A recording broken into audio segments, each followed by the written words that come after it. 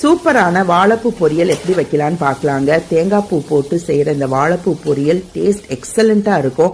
இதை செய்கிறதுக்கு வாழைப்பூ எல்லாத்தையும் நான் க்ளீன் பண்ணி எடுத்துட்டேன். புளிப்புள்ள தயிரில் கொஞ்சம் தண்ணி ஆட் பண்ண பிறகு கட் பண்ணி வச்சிருக்கிற வாழைப்பூ எல்லாம் அதில் ஆட் பண்ணி அந்த தயிர் தண்ணியிலேயே நல்லா கழுவி எடுக்கிறேங்க. குக்கரில் மஞ்சத்தூளும் உப்பும் ஆட் பண்ணி குறைச்சி தண்ணி தான் நீங்கள் ஆட் பண்ணணும். ஏன்னா தண்ணியை நம்ம இதில் வீசக்கூடாது. இது எல்லாத்தையும் நீங்கள் ஒரு 2 விசிலுக்கு நீங்கள் குக் பண்ணி எடுத்துக்கோங்க. கடாயில் தேங்காய் ஆட் பண்ண பிறகு கடுகு, சீரகம், உளுந்து, 2 பெரிய வெங்காயத்தை பொடியாக நறுக்குனதையும் கருவேப்பிலையும் ஆட் பண்ணியிருக்கிறேன். பூண்டு, சீரகம், காஞ்ச மிளகா விழுதையும் ஆட் பண்ணி வேக வச்ச வாழைப்பூவை நான் அதை ஆட் பண்ணுறேங்க. தண்ணி பார்த்தீங்கன்னா ரொம்ப குறைச்சி தான் இருக்குது. எல்லாத்தையும் வத்துற வரைக்கும் நான் எல்லாத்தையும் கிளறி விடுறேன்.